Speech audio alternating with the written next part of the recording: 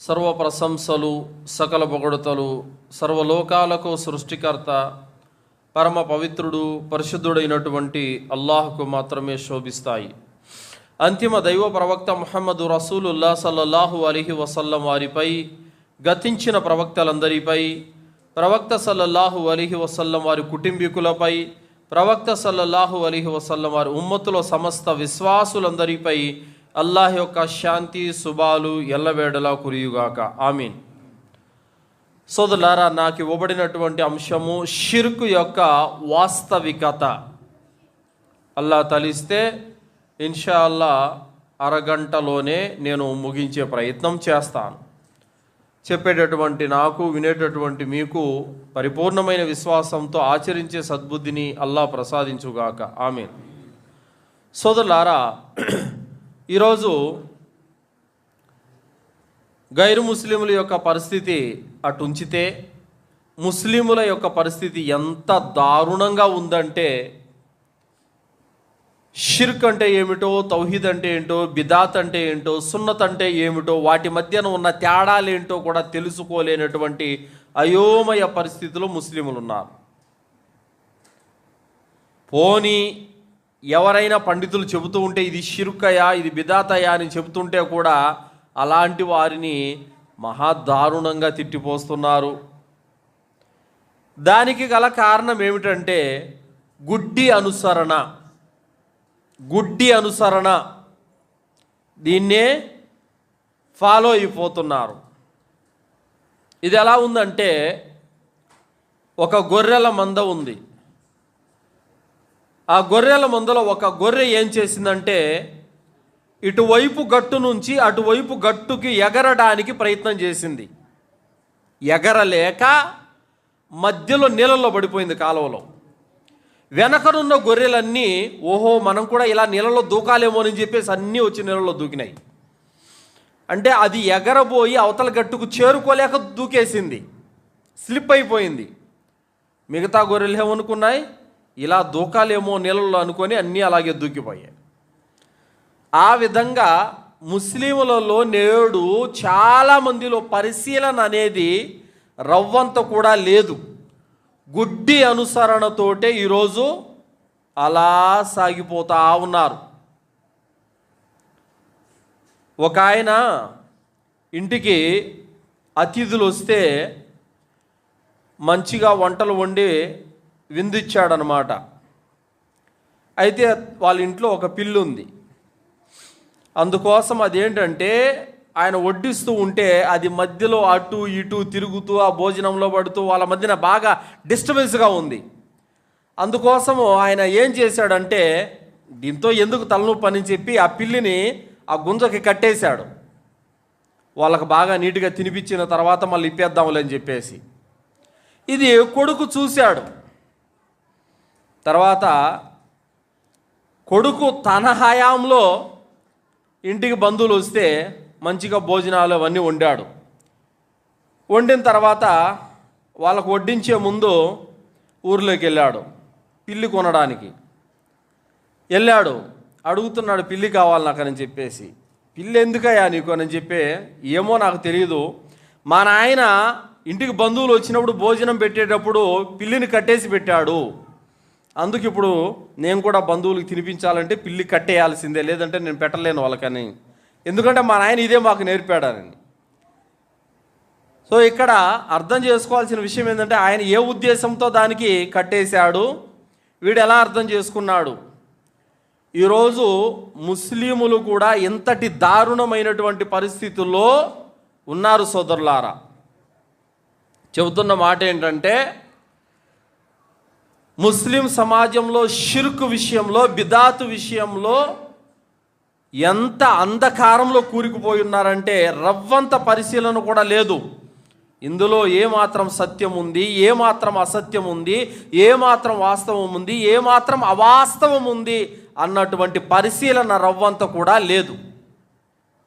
అందుకే అల్లాహ్ తాలా ఖురాన్ గ్రంథంలో తెలియజేస్తున్నాడు, వమా లహుం బిహి మిన్ ఇల్మ్ ఇన్ యత్తబిఊన ఇల్లా ظن వఇన్న الظن లా యుగ్ని మినల్ హక్ షయ్యా. వారు ఉత్తుత్తి అనుమానాలను, ఊహలను మాత్రమే అనుసరిస్తున్నారు. సత్యం ముందర ఈ ఊహలు పనికిరావు అని అల్లాహ్ తాలా అంటున్నాడు. సో కావున ఈరోజు ఖురాన్ వాక్యాలు ఎదుట పెట్టి మీరు దర్గాలకు వెళ్ళటము, ఈ తాయెత్తులు వేసుకోవడము, ఈ యంత్రాలు తంత్రాలు ఇవన్నీ తప్పు, ఖురాన్ గ్రంథం చెబుతోంది అని ఒకవైపు ఆధారాలు చూపించినప్పటికీ కూడా గుడ్డిగానే నమ్ముతున్నారు. ఖురాన్ సత్యాన్ని నమ్మడం లేదు, అసత్యాన్ని నమ్ముతున్నారు. ఇక్కడ వాస్తవ అవాస్తవాలను తెలుసుకోవాలి. ప్రవక్త నూహ్ అలైహిస్సలాం వారి యొక్క కాలంలో వద్దు, సువా, యగూస్, యవూక్, నస్ర్ అనేటువంటి మహాపుణ్యాత్ములు 5 మంది ఉండేవారు. వారి మరణం తర్వాత శైతాన్ ఎలా దారి తప్పించాడు? వారు చనిపోయిన తర్వాత వారి సంతానం వద్దకు వచ్చాడు. ఈ చనిపోయినటువంటి వ్యక్తులు మామూలు వ్యక్తులు కాదయో, చాలా గొప్పవాళ్ళు, వీళ్ళనిట్టే మర్చిపోతారా మీరు? కావున మీరేం చేస్తారంటే వారి రూపాలను తయారు చేసుకోండి అని చెప్పాడు. ఆ విధంగానే వారి రూపాలను తయారు చేసి ఇచ్చాడు.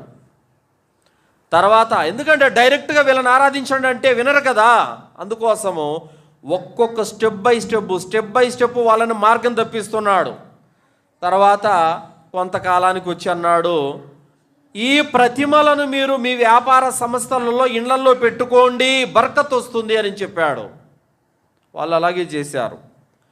దాని తర్వాత వారు ఎక్కడైతే కూర్చొని ప్రార్థన చేశారో మీరు కూడా అక్కడే కూర్చొని ప్రార్థన చేయండి అన్నాడు. తర్వాత మీరు డైరెక్ట్గా అల్లాని అడగకుండా వీళ్ళ ద్వారా మీరు కోరికలు అడగండి, అల్లా ఇస్తాడు అని చెప్పాడు.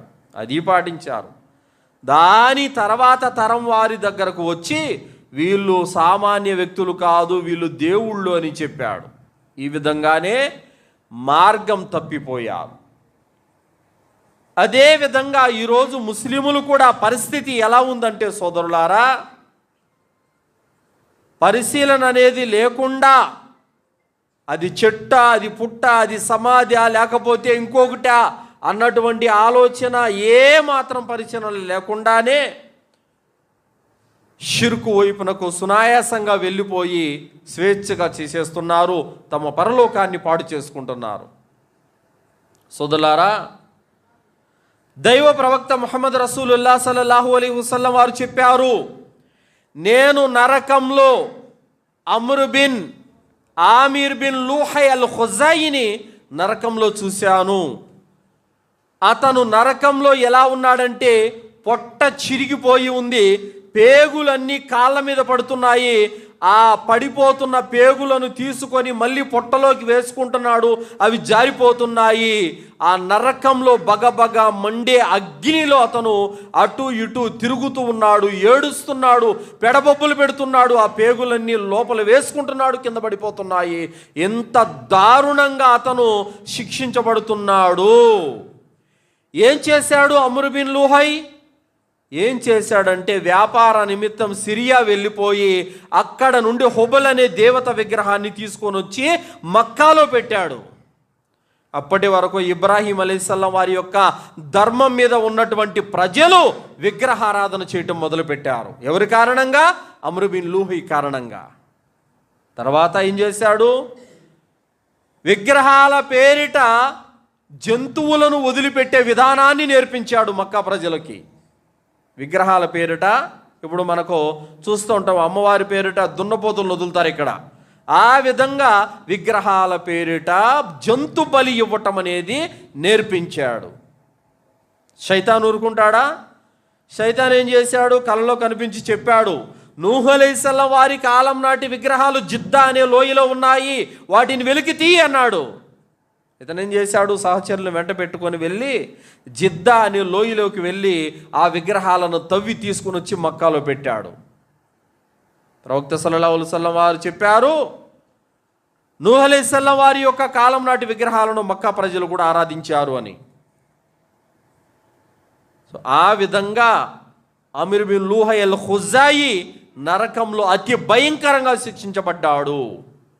ఈరోజు ఎవరైతే పలానా గుట్ట మీద వెలిసింది మస్తాన్ వలీ బాబా, పలానా లోయలో వెలిసింది మౌలాలి బాబా అని చెప్పి ఈరోజు రకరకాల వ్యక్తులందరూ దర్గాలను నిర్మించేశారు. ఈ అజ్ఞానపు సైబులు ఏమనుకుంటున్నారంటే వీళ్ళంతా ఔలియాలే అనుకుంటున్నారు. వీళ్ళంతా ఔలియాలు ఎందుకైతారు? ఎలా వచ్చి తెలుసా? దర్గాలన్నీ ఎలా వచ్చి అనుకుంటున్నారు? ఎవడో వస్తాడు పొద్దున్నే వచ్చి, రాత్రి నాకు కళ్ళ కనపడింది, మన ఊరు యాప్మాన్ దగ్గర మౌలాలి బాబా వెలిశాడంట, వెయ్యి ఇంకటు దర్గా. అదే అలా వచ్చిందే. ఆయన ఊరు ఔలియా వచ్చింది లేదు, ఆయన బతికింది లేదు, అక్కడ చచ్చింది లేదు. ఈ విధంగా వాళ్ళు పిచ్చి పిచ్చి కళలు కానీ వాడు చెప్పిందల్లా విని ఆ విధంగా దర్గాలు కట్టేసిన అలా వచ్చినవే ఇవన్నీ. అంతే తప్ప వాస్తవానికి ఆ సమాధుల్లో ఉన్నది ఔలియాలు కాదు, ఏమీ కాదు.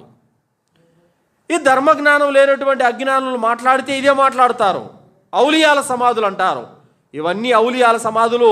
100 సమాధులు ఉంటే 100లో 1-2 ఔలియాలు ఉండొచ్చు. 98-97 సమాధులు ఔలియాలవి కానే కాదు అసలు. అవి ఎవరెవరివో. ఆ దర్గాలన్నింటిని కూడా ఔలియాలని చెప్పి ఆరాధిస్తున్నారు. పోని ఔలియాలై అయితే మాత్రం కూడా ఆరాధించవచ్చా? ఆరాధించకూడదు. కావున ఈరోజు రాత్రి నాకు కలలో కనిపించి మౌలాలి బాబా చెప్పాడు, అందుకు నేను దర్గా కడుతున్నాను.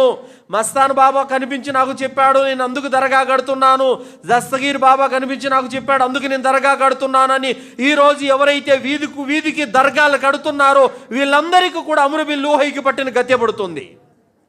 వీళ్ళు అనుకుంటున్నారు మేము దైవ కార్యం చేస్తున్నాము, మేము పుణ్యకార్యం చేస్తున్నాము, ఈ దర్గాలు గట్టి పూజలు పునస్కారాలు నిర్వహించి మేము పుణ్యాలను సంపాదించుకుంటున్నామని వీళ్ళు అనుకుంటున్నారు. వీళ్ళకి తెలియడం లేదు, పాపాన్ని మూట కట్టుకుంటున్నారు. అమ్రు బిన్ లూహై ఏ విధంగా నరకంలో అతి భయంకరంగా వేలాడుతున్న పేగులతో తిరుగుతున్నాడు, అంతకంటే భయంకరంగా కూడా ఈ దర్గాలను నిర్మించి అమాయకమైనటువంటి ప్రజలను షిర్కు వైపునకు తీసుకెళ్తున్నారు. ఈ దౌర్భాగ్యులు కూడా అదే గతి పడుతుంది. సో కావున షిర్క్ అంటే మామూలు విషయం కాదు సోదరులారా. అల్లాహ్ సుబ్హానహు తఆలా షిర్క్ విషయంలో కాంప్రమైజ్ కాడు. షిర్క్ విషయంలో ఎట్టి పరిస్థితుల్లో కాంప్రమైజ్ కాడు. 100 హత్యలు చంపిన వాడిని అల్లాహ్ క్షమించాడు, వ్యభిచారం చేసిన వాడిని అల్లాహ్ క్షమించాడు, దొంగతనం చేసిన వాడిని అల్లాహ్ క్షమించాడు. షిర్కు చేసిన వాడిని క్షమించినట్టు అల్లాహ్ సుబ్హానహు తఆలా ఎక్కడ చెప్పలేదు. ఏది షిర్కు చేస్తూ అదే స్థితిలో చనిపోయిన వాడిని క్షమించినట్టు అల్లాహ్ ఎక్కడ కూడా ఖురాన్లో మనకు చెప్పలేదు. సో కావున షిర్క్ అనేది అంత భయంకరమైనటువంటి జాడ్యం. మరి దాని నుండి ఖచ్చితంగా దూరంగా ఉండవలసినటువంటి అవసరము ఎంతైనా ఉంది సోదరులారా. అల్లాహ్ సుబ్హానహు తఆలా ఖురాన్ గ్రంథంలో తెలియజేశాడు, ఇన్న షిర్క లజుల్మున్ అజీం. షిర్క్ అనేది మహాపెద్ద దుర్మార్గం, జులుం అన్నారు. ఈ మాట చెప్తే ప్రజలు అంటారు, మీరు అలా చెప్పకండి, ప్రజల మనోభావాలు దెబ్బతింటాయి అని చెప్పి అంటారు. ప్రజల మనోభావాలు దెబ్బతింటాయా? ఒక అతను కొత్తగా పెళ్లి చేసుకున్నాడు, భార్య ఇంటికి వచ్చింది, భర్తను పట్టించుకోలేదు, పరాయి మగాడిని తీసుకొని ఇంట్లో పెట్టింది, వాడికి సేవలు చేస్తుంది, వాడికి అన్నం పెడుతుంది, వాడికి నీళ్ళు ఇస్తుంది, వాడితోని సుఖాన్ని పంచుకుంటుంది. కట్టుకున్న భర్త తట్టుకోగలడా? పనిష్మెంట్ ఇస్తాడా లేదా? మరి నువ్వు నిల్చుంది ఆయన సృష్టించిన భూమి మీద, నువ్వు తింటున్నది ఆయన ఇచ్చిన ఆహారము, నువ్వు తాగుతున్నది ఆయన ఇచ్చిన నీళ్లు, నువ్వు పీల్చుకుంటున్న ఊపిరి ఆయన ఇస్తే వచ్చినది, నీ జీవితం అంతా కూడా ఆయన పెట్టినటువంటి భిక్ష. ఆరాధన మాత్రం సంబంధం లేని బొమ్మకు చేస్తే ఆయన ఊరుకుంటాడా? సో కావున ఇక్కడ చెబుతున్నటువంటి మాట ఏమిటంటే సోదరులారా, ఎండపిండ బ్రహ్మాండాన్ని సకల జగత్తును పుట్టించినటువంటి సృష్టికర్తను వదిలిపెట్టి ఏమాత్రం సంబంధం లేనటువంటి ఒక పాముకి, చెట్టుకి, పుట్టకి, సమాధికి మొక్కుతుంటే మరి ఆయన ఎందుకు ఊరుకుంటాడు? అలా చెప్పకండి, మనోభావాలు దెబ్బతింటున్నాయని చెప్పేసానంటే వాస్తవాన్ని, అవాస్తవాన్ని, జ్ఞానాన్ని, అజ్ఞానాన్ని తెలుసుకోవాల్సినటువంటి అవసరం ఎంతైనా ఉంది. లేదంటే గనక ఖచ్చితంగా తమ పరలోకాన్ని పాడు చేసుకున్నట్లే సోదరులారా. కావున షిర్కు నుండి ఖచ్చితంగా దూరంగా ఉండాలి. సోదరులారా, విశ్వాసం అనేది అల్హమ్దులిల్లా ఒక్క అల్లా పట్ల మాత్రమే ఉండాలి. కానీ ఏ ఎండకు ఆ గొడుగు పట్టినట్లు, బట్టలు మార్చినట్లు, చెప్పులు మార్చినట్టు దైవాన్ని మారిస్తే అది విశ్వాసం కాదు సోదరులారా. చాలామంది ముస్లింలలో ఈరోజు ఇదే అజ్ఞానం. 5 పూట్ల నమాజ్ చేసేవాడే, రంజాన్లో రోజాలు పెట్టేవాడే, 5 లక్షలు 6 లక్షలు పెట్టి హజ్జు చేసి వచ్చినానంటాడు.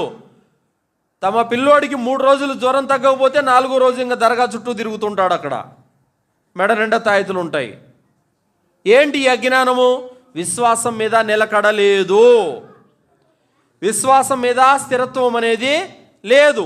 అలాంటి విశ్వాసాన్ని అల్లాహ్ సుబ్హానహు వ తఆలా ఏమాత్రం కూడా కుబుల్ చెయ్యడు. సుమయ్య రదియల్లాహు తఆలా అన్హా, ఈమెను ఎంతగా కురైషులు హింసించారు, ఎంతగా ఈమెను బాధ పెట్టారు, చావడానికైనా సిద్ధపడిందే తప్ప షిర్కు చేయడానికి ఈమె కొద్దిగా అయినా కాంప్రమైజ్ అయ్యిందా? కాలేదు. ఎందుకు కాలేదు? తెలుసు, మేము గనక షిర్కుకు పాల్పడితే శాశ్వతమైనటువంటి నరకం అన్న విషయం మాకు తెలుసు. అందుకోసమే ఆమె కొడుకు, ఆమె భర్త అందరూ అల్లా మార్గంలో షహీద్ అయిపోయారు. సో కాబట్టి చెబుతున్న మాట ఏమిటంటే సోదరులారా, షిర్కు యొక్క తీవ్రతను గుర్తించాలి, తౌహీద్పై స్థిరంగా నిలబడాలి. అలాగే జునైరా రదియల్లాహు అన్హా, ఈమె కూడా ఒక బానిసగా ఉండేది. ఈమె ఇస్లాం స్వీకరించిందన్నటువంటి విషయాన్ని తెలుసుకొని అబూజహల్ కుమారుడు ఇంకా చాలామంది ముష్రికులు అతి భయంకరంగా కొట్టారేమని. ఎలా కొట్టారంటే, మండే ఎండలో పరుండు పెట్టేసి ఆమెకు నీళ్ళు ఇవ్వలేదు, ఆహారం ఇవ్వలేదు. ఆ విధంగా ఎండకు, ఆ సూర్యుడు తాపానికి తట్టుకోలేక కంటి చూపు కోల్పోయింది ఆమె. అబూజహల్ అన్నాడు, మా దేవి దేవతలు నీ చూపును పోగొట్టారన్నాడు. ఏం కాదు, అల్లాహ్ సుబ్హానహు వ తఆలా నా చూపు నాకు తిరిగిస్తాడని చెప్పేసి అనింది ఆమె. తర్వాత కొద్ది రోజులకే ఆమె చూపు ఆమెకు తిరిగి వచ్చింది. అల్హమ్దులిల్లా. చెబుతున్న మాట ఏమిటంటే, సహాబీల జీవితాలలో ఎన్నో త్యాగాలు. ఒక్క మాట పలికితే చాలు వాళ్ళు వదిలిపెట్టేస్తారు. ఆ ఒక్క మాటతో మేము మా పరలోకం నాశనం అయిపోతుందని చావడానికి సిద్ధపడ్డారే తప్ప షిర్కు వైపునకు వెళ్ళటానికి వారు రవ్వంత కూడా సాహసం చేయలేదు. అందుకోసమే ప్రవక్త ముహమ్మద్ సల్లల్లాహు అలైహి వసల్లం వారి వద్దకు ప్రతిపాదన తీసుకుని వచ్చారు మక్కా ముష్రికులు. ఓ ముహమ్మద్, నీకేం కావాలి? అరేబియా సామ్రాజ్యంలో నిన్ను రాజుగా చేస్తాం, మా అధికారిగా ఎన్నుకుంటాం, రాజ్యాన్ని ఏలో, లేదా ఈ అరేబియా ప్రాంతంలో నీకు ఎవరిని కోరుకుంటావో చెప్పు, అందగత్తెని తీసుకొని వచ్చి నీకు పెళ్లి చేస్తాం, లేదంటే నీకేమైనా ఆస్తులు కావాలా చెప్పు, ఎన్ని కాబడితే అన్ని కట్టబెడతాం, కానీ ఈ పని మాత్రం నువ్వు మానుకు అని చెప్పారు. ఆయన ఏమన్నారు, బాబాయ్ మీరు కుడి చేతిలో సూర్యుని, ఎడమ చేతిలో చంద్రుణ్ణి తీసుకొని వచ్చినా కూడా నేను ఈ సందేశ కార్యక్రమాన్ని ఆపేది లేదని చెప్పారు. ఏం చెప్పారు ఆయన? సూర్యుడిని చంద్రుణ్ణి. సూర్యుడు చంద్రుడు అంటే ఏమైనా బాల్లా? ఎంత పెద్ద మాట చెప్పారు ప్రవక్త ముహమ్మద్ సల్లల్లాహు అలైహి వసల్లం వారు. ఒకవేళ తీసుకొని వచ్చినా కూడా నేను ఆపనన్నారు. అంటే మీరు తీసుకురాలేరు, సూర్యుడిని చంద్రుడిని తీసుకురావడం వాళ్ళ వల్ల వద్దా? కాదు, ఒకవేళ తీసుకొని వచ్చినా కూడా నేను ఆపనన్నారు. ఆయనకు తెలీదా? చెబుతున్న వాళ్ళు మా బాబాయిలు, మా బంధువులు అయిన వాళ్ళు ఇంత కఠినంగా చెబితే వాళ్ళు తెగిపోతారు, దూరం అయిపోతారు అని ప్రవక్తకు తెలియదా? బంధాలను, బంధుత్వాలను వదులుకోవడానికనే సిద్ధపడ్డారే తప్ప షిర్కు విషయంలో కాంప్రమైజ్ కాలేదు. అలాగే నూహ్ అలైహిస్సలాం వారి యొక్క కుమారుడు కళ్ళ ముందర జల ప్రళయంలో కొట్టుకుపోతున్నా కూడా ప్రవక్త నూహ్ అలైహిస్సలాం వారు చూస్తూ ఉండిపోయారే తప్ప షిర్కు విషయంలో కాంప్రమైజ్ కాలేదు. ఇబ్రాహీం అలైహిస్సలాం వారు తన తండ్రి, తన ఊరి వాళ్ళందరూ కూడా ఇబ్రాహీం అలైహిస్సలాం వారి మీద కక్ష కట్టి ఆయన్ని హింసించాలని ప్రయత్నాలు చేశారు. అల్లాహ్ తాలా కాపాడాడు. మరి నా తండ్రి కదా, నా తండ్రి మాట వినాలి అని చెప్పి షిర్కు విషయంలో కాంప్రమైజ్ కాలేదు. ప్రతి ప్రవక్త విషయంలో కూడా మీరు చూసుకుంటే ఇదే విధమైనటువంటి త్యాగాలు ఉంటాయి సోదరులారా. కావున దర్గా వద్ద ఏట కొడుతున్నారు, పిల్లోడికి ఎంటుకలు తీపిస్తున్నారు, మా వాళ్ళు భోజనాలు పెడుతున్నారు, వెళ్ళకపోతే ఏమన్నా అనుకుంటారు, వెళ్ళకపోతే బంధాలు తెగిపోతాయి. మరి అల్లా ఏమనుకుంటాడు? దాని గురించి ఆలోచించాలి కదా. మరి బంధాలు బంధుత్వాలు తెగిపోతాయి అంటావా? మరి ప్రవక్తల జీవితంలో జరిగింది ఏంటి? సహాబీలు, ప్రవక్తలు వీళ్ళందరూ కూడా తమ తండ్రులతో, తమ కొడుకులతో, తమ అయిన వాళ్ళతో వైరం ఎందుకు ఏర్పడింది? ఆస్తులు పంచుకునే విషయంలోనా? కాదు. ఎందులో వైరం ఏర్పడింది? విశ్వాసం విషయంలో.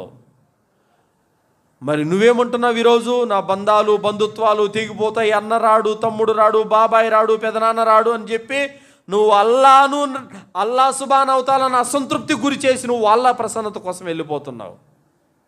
సో కావున విశ్వాసం మీద గట్టిగా నిలబడాల్సినటువంటి అవసరం ఎంతైనా ఉంది సోదరులారా. సోదరులారా, ఆనాటి యొక్క స్త్రీలలో కూడా తౌహీద్ అనేది నిండుగా ఉండేది సోదరులారా. అందుకోసమే మీరు చూడండి, సహాబీల యొక్క జీవితాల్లో కూడా, ప్రవక్తల భార్యల జీవితాల్లో కూడా విశ్వాసం కోసం త్యాగం చేసినటువంటి ఎందరో ఉన్నారు సోదరులారా. అలాంటి వారిని స్త్రీలు ఆదర్శంగా తీసుకోవాలి. ముఖ్యంగా స్త్రీల విషయం ఎందుకు చెప్తున్నామంటే, మన అహ్లే హదీస్ జమాతులో ఉన్నటువంటి వ్యక్తుల యొక్క ఎండ్లల్లో కూడా షిర్కు ఉంది. ఎలా నేను చెప్తున్నాను? ఎన్నో చోట్ల తిరుగుతున్నాను. పాపను తీసుకొని వచ్చాడు నమాజ్ కోసం. అదే ఏంటి భయ్ ఇది బుగ్గను చుక్కబెట్టావు ఏంటంటే, ఏం చెప్పాలి గురుగారు, ఎంత చెప్పినా వినడం లేదు ఇంట్లో అని చెప్పేసి అన్నారు. అదేంటి, మీరేమో అహ్లే హదీసు, మీ భార్య ఏమో పాపకి దిష్టి చుక్కలు పెడుతుంది, దారాలు కడుతుంది, ఇంకెక్కడ తౌహీద్ ఉంది? సో కావున ఎందుకు ఈ విధంగా అంటే గనక, ఆడవారిలో ఆనాటి విశ్వాసాలు, ఆనాటి త్యాగాలు నేడు లేవు. ఆనాటి స్త్రీలు పొందిన జ్ఞానం ఇప్పుడు పొందడం లేదు. ఇందులో మగవాళ్ళ తప్పు కూడా ఉంది. అల్హమ్దులిల్లాహ్, ఈ మసీదులో ఆడవాళ్ళకి ఏర్పాటు చేశారు. చాలా చోట్ల మసీదుల్లో ఆడవాళ్ళకి ఏర్పాటు చేయరు. అసలు దర్గాలకు మాత్రం రాణిస్తారు బాగా, మసీదులకు రానివ్వరు. దర్గాలకు బాగా రాణిస్తారు, మసీదులకి రానివ్వరు. అందుకోసమే అజ్మీర్ దర్గాలో ఏదో జన్నతుల్ దర్వాజా ఉందంట. అదేందో మరి నేను యూట్యూబ్లో కొట్టి చూశాను. జన్నతుల్ దర్వాజా అని అంటే ఏంటి బా ఇది, అసలు తెలుసుకున్నావు దీని స్టోరీ గురించి అని చెప్పేసి అంటే, ఆ దర్వాజా దగ్గర ఏవేవో అరబ్బీలో కలిమాలన్నీ రాశారు. అంటే ఎర్ర తాళ్ళన్నీ కట్టారు. అక్కడికి పోయిన ప్రతి ఒక్కరూ పోయి దాన్ని అద్దుకొని కళ్ళు అద్దుకుంటా ఉన్నారు. అది జన్నత్ దర్వాజా కాదు, అది శైతాన్ యొక్క దర్వాజా. అది ఎవరు చెప్పారు జన్నత్ దర్వాజా అని? ఏమైనా ఖురాన్లో దానికి దలీలు ఉందా? హదీస్లో ఏమైనా దలీలు ఉందా? ఒక సహాబీ చెప్పారా? తాబీయిన్ చెప్పారా? తాబీయిన్ చెప్పారా? మరి ఆడేం జరుగుతుందో తెలుసా? ఏం జరుగుతుందంటే, స్త్రీలు పైన మక్కన తీసేసి జుట్టు బాగా విరబోసుకొని ఊగుతున్నారు. మామూలుగా ఊగట్లేదు, వాళ్ళకేదో మరి దయ్యం పట్టిందంట. నేను అడిగేది ఏంటంటే, లేడీస్ మసీదుకు కూడా వస్తున్నారు కదా, మసీదులో ఖురాన్ పారాయణం జరుగుతుంది, మౌల్ సాబు ఖురాన్ చదివిపిస్తూ ఉంటాడు, దర్సులు ఇస్తూ ఉంటాడు. అదేంటి జిన్నాతులు మసీదులోకి వచ్చి ఆడవాళ్ళకి రావేంటి? దర్గాలకు వెళ్ళిన వాళ్ళకి ఎందుకు వస్తాయి? ఎందుకంటే ఆల్రెడీ వీళ్ళల్లోనూ ఉండేది శైతానే, అక్కడికి వెళ్ళింది శైతాన్ దగ్గరికి. ఆ శైతాన్ ఈ శైతాన్ రెండు కలుసుకొని ఆడుతున్నాయి అక్కడ. సో కావున ఈ విధంగా పరదా తొలగించడం అనేది దర్గాల్లోనే జరుగుతుంది. పరదా తొలగించి వెంట్రుకలు ఇరబోసుకొని ఆడటం ఎగరటం అనేది కూడా అక్కడే జరుగుతుంది. ఈ విధంగా ఎందుకు స్త్రీలు తయారవుతున్నారు? దర్గాలకు వెళ్ళిపోయి అక్కడ ఏవేవో మంత్రించుకోవడము, దయ్యాలు బట్టి ఆయన ఊగటము, పరదా విడిచిపెట్టేసేయడము, ఇవన్నీ నానా దరిద్రాలన్నీ అక్కడ ఉంటాయి. సో కావున స్త్రీలను మసీదులకు రానివ్వాలి, జ్ఞానం నేర్చుకోవాలి, వాళ్ళకి నేర్పించాలి. మనం ఏదైనా ఒక విషయం విన్నామంటే తప్పనిసరిగా అది ఇంట్లో వెళ్ళి భార్యకు, మన కూతురికి, మన తల్లికి చెప్పాల్సినటువంటి బాధ్యత మన మీద ఉంది సోదరులారా. లేదంటే గనక వాళ్ళు ఖచ్చితంగా నష్టపోతారు. ఫతే మక్కా తర్వాత, మక్కాను జయించిన తర్వాత ప్రవక్త ముహమ్మద్ సల్లల్లాహు అలైహి వసల్లం వారు వచ్చిన వాళ్ళకందరికీ క్షమాభిక్ష పెడుతున్నారు. ఇస్లాం స్వీకరించే వాళ్ళు స్వీకరిస్తున్నారు. ఇక ఇస్లాం మాకు వద్దు అనే వాళ్ళు దేశం వదిలి వెళ్ళిపోతున్నారు. అలా వెళ్ళిన వాళ్ళల్లో అబూజహల్ కుమారుడు ఇక్రమా కూడా ఉన్నాడు. నేను లొంగిపోయి ఇస్లాం స్వీకరించి ఇక్కడ నేను బతకలేను అని చెప్పేసి యమన్ దేశానికి ప్రయాణం అయిపోయాడు. పడవెక్కారు. పడవెక్కిన కాసేపటికి తుఫాను మొదలయ్యింది. అతి భయంకరంగా ఊగిపోతుంది. ఆ పడవ నడిపే వ్యక్తి అన్నాడు, మీరు ఇప్పుడు కిందున్న దేవుళ్లను నమ్ముకొని లాభం లేదు, పైనున్న అల్లాను మాత్రమే నమ్ముకోండి, ఆయనే కాపాడాలి అన్నాడు. ఇక్రమ అన్నాడు, ఏమన్నావు నువ్వు? పైనున్న దేవుడు కాపాడాలా?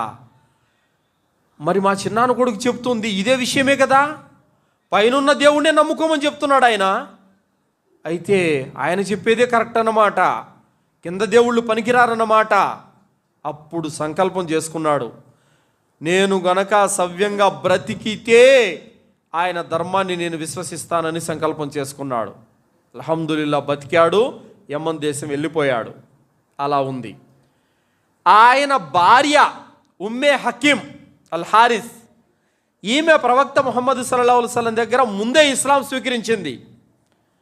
వెళ్ళి, అల్లా యొక్క ప్రవక్త, నా భర్త కోసం దువా చేయండి, మీ అనుమతి కోరుతున్నాను, మీరు ఆయనకు ఆశ్రయం కల్పించండి, భయపడి వెళ్ళిపోయాడు, దేశం విడిచి పారిపోయాడు, మీరు కనుక అనుమతి ఇస్తే నేను నా భర్తను మీ వద్దకు తీసుకొని వస్తాను, అతనికి ఇస్లాం స్వీకరింప చేయండి అనగానే అప్పుడు ప్రవక్త ముహమ్మద్ సల్లల్లాహు అలైహి వసల్లం వారు ఆమెకు హామీ ఇచ్చారు, నీ భర్తను తీసుకురానని చెప్పి. ఉమ్మే హకీం రదియల్లాహు అన్హా బయలుదేరింది, వెళ్ళిపోయింది. తన భర్త ఆచూకీ కోసం తెలుసుకొని భర్తను తీసుకొని వస్తుంది. ఆ తిరుగు ప్రయాణంలో సియర్ ఆలమ్ నుబులా అనే కితాబులో ఈ వృత్తాంతం ఉంది. ఆ వచ్చే ప్రయాణంలో తన భార్యతో సంభోగం కోసం అడిగారు ఇక్రమ. ఆమె అన్నది, ఇప్పుడు నువ్వు ముష్రిక్వి, నేను ముస్లింని, ఇప్పుడు నాకు నువ్వు హలాల్ కాదు, నువ్వు ఇస్లాం స్వీకరించిన తర్వాతే నన్ను తగలగలవని చెప్పి భర్తను దూరం పెట్టింది. అల్హమ్దులిల్లా, ఎంతటి జ్ఞానం, ఎంతటి జ్ఞానం చూడండి స్త్రీలకు. అల్హమ్దులిల్లా, ఆ మాట ప్రకారమే తీసుకుని వచ్చింది, ఇస్లాం కుబుల్ చేయించింది, తన భర్తను మార్చుకునింది. అల్హమ్దులిల్లా. మరి ఈరోజు ఎంతమంది స్త్రీలు ఈరోజు భర్త నమాజుకు లేకపోతే నమాజుకు లేపి పంపే స్త్రీలు ఉన్నారు, ఒకసారి ఆలోచించండి. పొద్దున్నే లేచినప్పటి నుంచి తన పిల్లోడికి 7 గంటలకే లేపి చక్కగా వేడి నీళ్ళతో స్నానం చేయించి బట్టలు ఇస్త్రీ చేసి క్యారీ వండి వాడికి తలదువ్వి పౌడర్ అద్ది బ్యాగు సర్ది బాగా తినిపించి క్యారీ కట్టి స్కూలుకు పంపిస్తూ ఉంది. ప్రాపంచిక విద్య కోసం తీసుకునే శ్రద్ధ పరలోకం గురించి, తమ బిడ్డల గురించి ఎందుకు ఆలోచించట్లేదు? స్కూలుకు వెళ్ళకపోతే వాడు ప్రపంచంలో కేవలం రొంతే నష్టపోతాడు, వాడు నమాజుకి వెళ్ళకపోతే పరలోకం కోల్పోతాడు. మరి ఈ విషయంలో జాగ్రత్త వహించే నువ్వు పరలోకం విషయంలో ఎందుకు జాగ్రత్త వహించడం లేదు? కావున స్త్రీలలో జ్ఞానం అనేది అడుగంటిపోయింది. నేను ఒక మెడికల్ షాపులో టాబ్లెట్స్ తీసుకుంటున్నాను. ఒక ఆమె వచ్చింది, వచ్చి ఏదో నన్ను అడగబోయింది. నాకు అర్థం కాలేదు, నాకు ఉర్దూ రాదమ్మా అని చెప్పాను. ఆమె చూస్తే చేతి వేళ్లకు నేలు పాలిసి పెట్టుకొని ఉండాలి. ఆమె ఏమంటుంది, మా భాష మీకు రాదా అని అంటుంది. మీ భాష ఏంటమ్మా, తెలుగు కూడా మీ భాషేను, ఇదేం పరాయోల భాష ఏం కాదు, అది ఈ భూమండలం మీద ఎన్ని వేల భాషలు ఉన్నాయి, ఇవన్నీ అల్లా పుట్టించినవే, ఉర్దూ మాత్రమే మాదని చెప్పేసి మీరు ముద్ర వేసుకొని ఉన్నారు, అసలు మీకు ఇస్లాం అంటే ఏంటో తెలుసా అని అన్నాను. అదేంటి మాకు ఎందుకు తెలుసు, మేము ముస్లింలు అనింది. మరి ముస్లిం అయితే నువ్వు ఏళ్ళకి అది నెయిల్ పాలిష్ పెట్టుకున్నావు కదా తల్లి, ఆ నెయిల్ పాలిష్ పెట్టుకొని ఉజు ఎలా అవుద్ది, ఉజు కాకపోతే నమాజ్ ఎలా అవుద్ది అని అంటే, మేము శుక్రవారం మాత్రమే మౌలా తట్టుకు పోతామని చెప్పింది ఆమె. ఓరని అంటే శుక్రవారం మాత్రం, అది కూడా మసీద్ కాదంట, మౌలా తట్టుకు వెళ్ళిపోతారంట. అర్థమైందా? ఈ విధంగా నేనేమనుకున్నాను, చక్కగా బురకా వేసుకోవడం మహాతల్లి, ఆమెకు ధర్మం అంతా తెలుసు అనుకున్నాను. నేను చూస్తే తీరా మరా అది అలా వేషధారణ మాత్రమే మిగిలిపోయింది ఈరోజు ముస్లిం స్త్రీలలో చాలామందిలో. అందరూ కాదు, కొందరు తౌహీద్ మీద ఉండారు అల్హమ్దులిల్లా. ఎక్కువ శాతం మంది పచ్చి అజ్ఞానులుగానే ఉన్నారు. కావున వీళ్ళు ఎలాంటి వారంటే, జబ్బులు వచ్చినప్పుడు షిర్కు వైపునకు తొందరగా వెళ్ళిపోయే వాళ్ళు వీళ్ళు. జబ్బులు వచ్చినప్పుడు ఎలాగైనా తగ్గాలి. అది పెంట కానీ పేడ కానీ ఏదైనా కానీ జబ్బు తగ్గాలంతే మాకు. అది పరిశుద్ధమైందా, అది హలాలా, అది మాకు సమ్మతమా కాదా, ఇదంతా మాకు అనవసరం. అది ఏ బురదైనా పర్వాలేదు, మాకు జబ్బు తగ్గాలంతే. దేవుడు కాదా, ఇది సున్నత కాదా, ఇదంతా మాకు అనవసరం. నువ్వు నానా చెత్తగట్టు, మాకేం ఇబ్బంది లేదు, జబ్బు తగ్గితే చాలు. ఎందుకండి ఈ విశ్వాసం? దేనికండి ఇది? కాబట్టి ఈ విధంగా అజ్ఞానంలో చాలా దౌర్భాగ్యమైనటువంటి పరిస్థితుల్లో ఉన్నారు. చూడండి, మొన్న రిలీజ్ అయింది ఒక సినిమా, కాంతారా సినిమా రిలీజ్ అయింది. ఈరోజు నేను ఆ న్యూస్ చదివి అస్సలు నాకు ఎంత ఆశ్చర్యం వేసిందంటే, సినిమా హాల్లో 3 స్త్రీలను పట్టడం కష్టమైపోయింది. సినిమా హాల్ అంతా వాళ్ళు మొత్తం ఎంటుకలు ఎరబోసుకొని దయ్యం వచ్చిందని ఓని ఊగుతున్నారంట. షో ఆపేశారు తట్టుకోలేక. అర్థమైందా? ఆ సినిమాలను చూసి వీళ్ళకు దయ్యం వచ్చేసిందంట. గుంటకల్లో ఇలాగే టేబుల్ వేసుకొని మేము పాంప్లెట్స్ పంచుతున్నాం. ఇంత పెద్ద బొట్టు పెట్టుకొని ఒక ఆయన వచ్చి కూర్చున్నాడు మా దగ్గర. ఏమండి, మీ దేవుడిని మేము ఎందుకు నమ్మాలని అంటే కొన్ని విషయాలు చెప్పాం, చిహ్నాలు గుణగణాలు అవన్నీ చెప్పాం. వాడు ఏమంటున్నాడు తెలుసా? అఖండ సినిమా చూసినావా అన్నాడు. నేను చూడలేదయ్యా, నేను చూడను కూడా అని అన్నాను. ఏంది దేవుడు తాండవం వాడుతున్నాడు, అది దాని కథ, అబ్బా అది తరము కాదని అన్నాడు.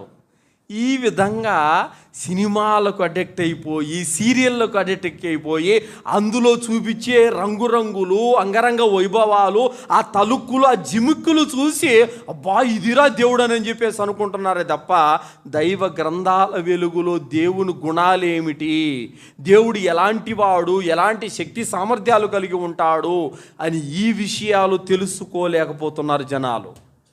సినిమాలు చూసి అబ్బా ఇది దేవుడు అని చెప్పేసి అనుకుంటున్నారు.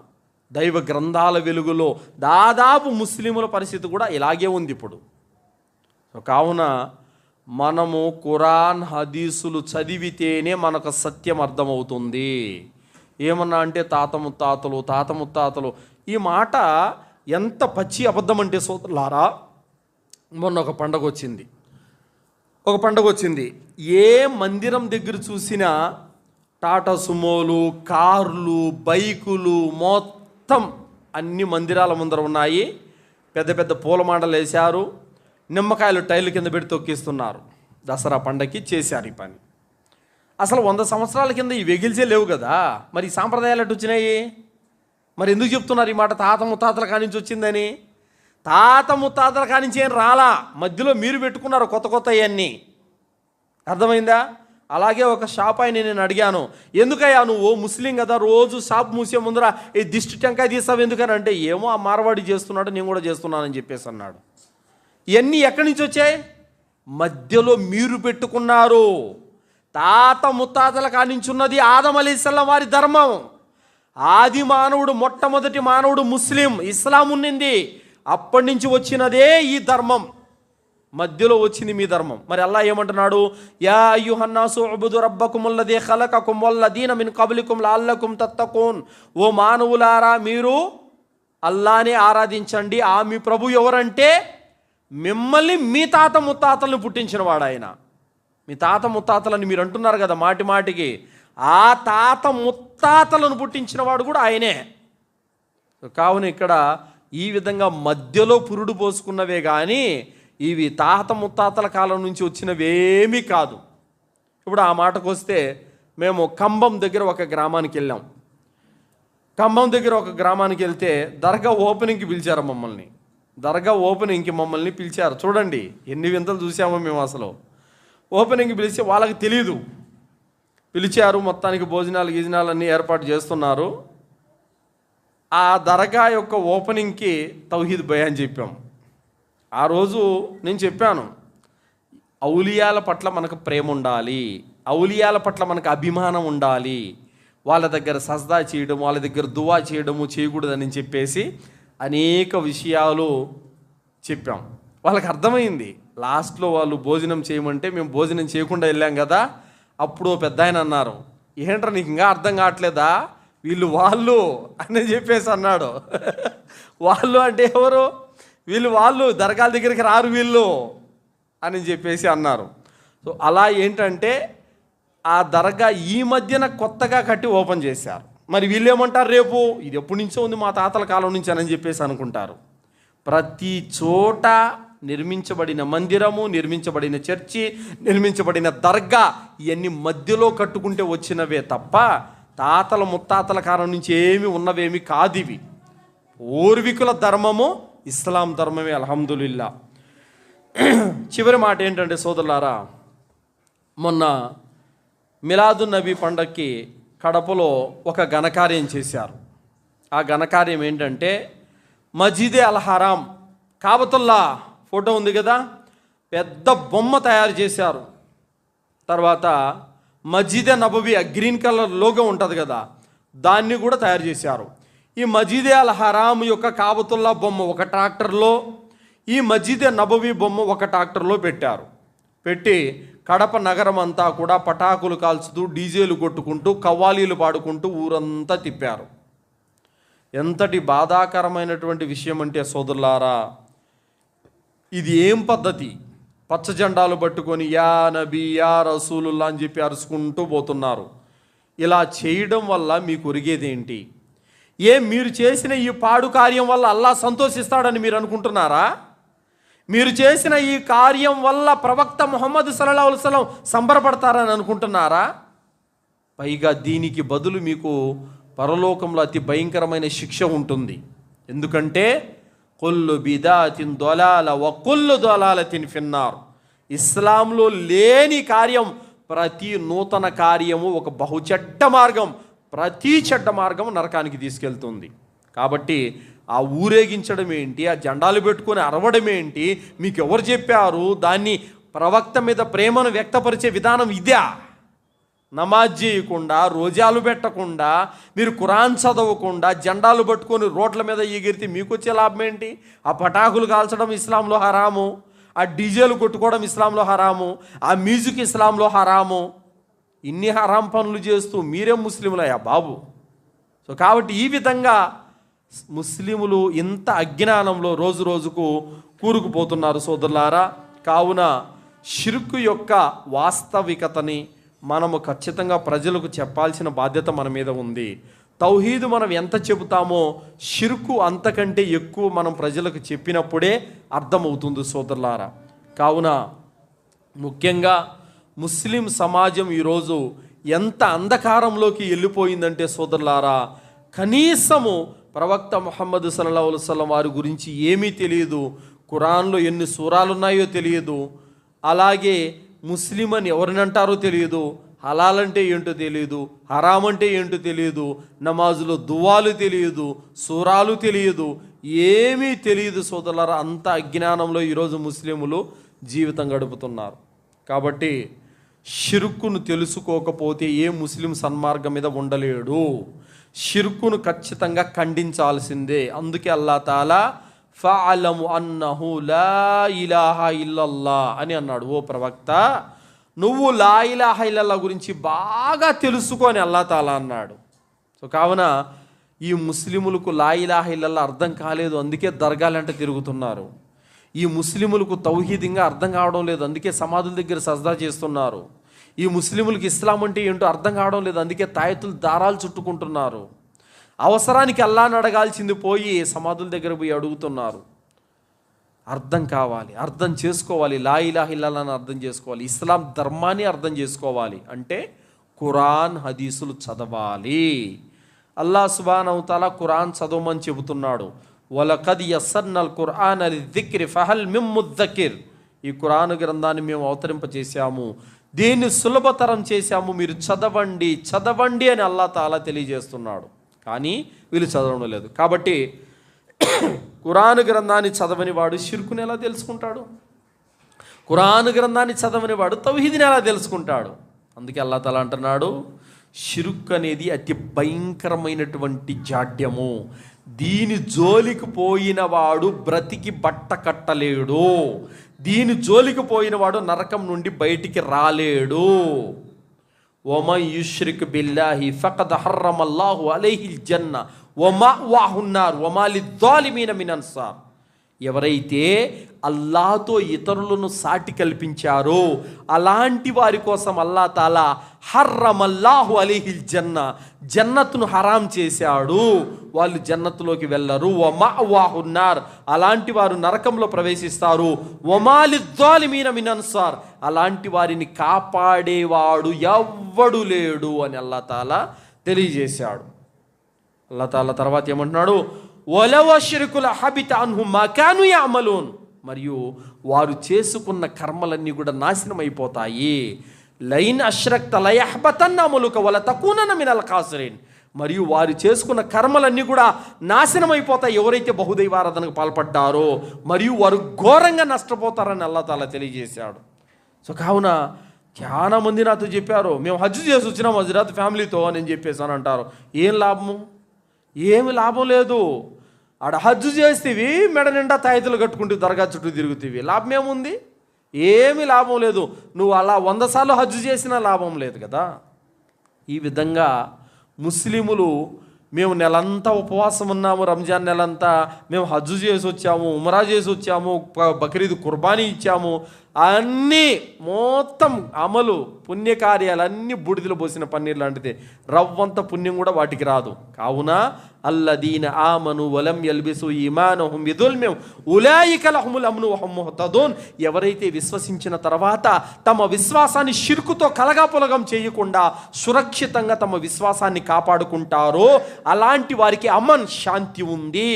వహుం ముహ్తదూన్, అలాంటి వారి సాఫల్యం పొందేవారు సన్మార్గాన ఉన్నవారని అల్లాహ్ సుబ్హానహు తఆలా తెలియజేశాడు. కావున షిర్కు జోలికి వెళితే గనక ఇహ పరలోకాలు నాశనమైపోతాయి, శాశ్వతమైనటువంటి నరకంలోకి ప్రవేశిస్తాము, అక్కడ నుండి బయటికి రావటం అన్నది అసంభవము. కాబట్టి షిర్కు జోలికి వెళ్ళకూడదు సోదరులారా. ఈ ముస్లింలు అరే దర్గాలకు వెళ్ళడం షిర్కు కాదు భయ్ అని చెప్పేసి అని అన్నారు. అరే మీరు సజ్దా అనేది ఏంటి? ఆరాధన కాదా ఇది? ఇది ఎవరికి చేయాలి? ఒక్క అల్లాహకు మాత్రమే చేయాలి. సూర్య చంద్రులకు సజ్దా చేసినా అల్లా ఒప్పుకోవడం లేదు. మరి సూర్య చంద్రులకు చేయకూడదు, సమాధికి చేయొచ్చా అంటే సూర్య చంద్రులకు హరామైంది, సమాధికి హలాలైందా? లేదు కదా. కాబట్టి సజ్దా అనేది ఆరాధన, రుకు అనేది ఆరాధన, దువా అనేది ఆరాధన, తవాఫ్ అనేది ఆరాధన. వీళ్ళేం చేస్తున్నారు? నిద్రలేసినట్టు సమాధుల చుట్టూ తవాఫ్ చేస్తారు, సమాధుల దగ్గర సజ్దాలు చేస్తారు, సమాధుల దగ్గర దువాలు చేస్తారు, అగరబత్తులు తిప్పుతూ ఉంటారు. అక్కడ నిద్రలేసినాంటి నానా షిర్కు పనులని చేస్తూ దర్గాల దగ్గర జరిగేది షిర్కు కాదు అని అంటే ఇది ఎలాంటి తమాషా మాట ఇది?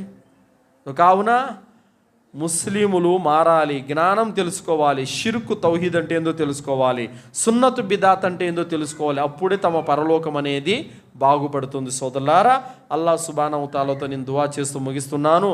విన్నటువంటి విషయాలపైన విశ్వసించి ఆచరణ చేసే సద్బుద్ధిని అల్లాహ్ మనందరికీ ప్రసాదించుగాక. అల్లాహ్ సుబ్హానహు తఆలా మనందరికీ కూడా షిర్కు మరియు తౌహీద్ మరియు బిదాత్ మరియు సున్నతు యొక్క జ్ఞానాన్ని ప్రసాదించుగాక. వాటి మధ్యన తేడాలు తెలుసుకొని ఆచరించే సద్బుద్ధిని అల్లాహ్ మనందరికీ ప్రసాదించుగాక. తెలుసుకున్న విషయాలను 10 మందికి తెలియజేసే భాగ్యాన్ని అల్లాహ్ మనందరికీ ప్రసాదించుగాక. ఖురాన్ హదీసు వెలుగులో జీవితం గడిపే భాగ్యాన్ని ప్రసాదించుగాక. అల్లాహ్ మనల్ని షిర్కు నుండి, కుఫర్ నుండి, బిదాత్ నుండి, శైతాన్ యొక్క కీడుల నుండి, మహమ్మారి యొక్క రోగాల నుండి అల్లాహ్ మనల్ని కాపాడుగాక. అల్లాహ్ సుబ్హానహు తఆలా మనల్ని ఖబర్ శిక్ష నుండి రక్షించుగాక. అల్లాహ్ మనల్ని జహన్నం నుండి కాపాడుగాక. అల్లాహ్ సుబ్హానహు తఆలా మనకి జన్నతులో ఉన్నతమైన దర్జాలను ప్రసాదించుగాక. ఆమీన్. వాఖిరు దావానా అనిల్ హమ్దులిల్లాహి రబ్బిల్ ఆలమీన్. అస్సలాము అలైకుం వరహ్మతుల్లాహి వబరకాతుహు.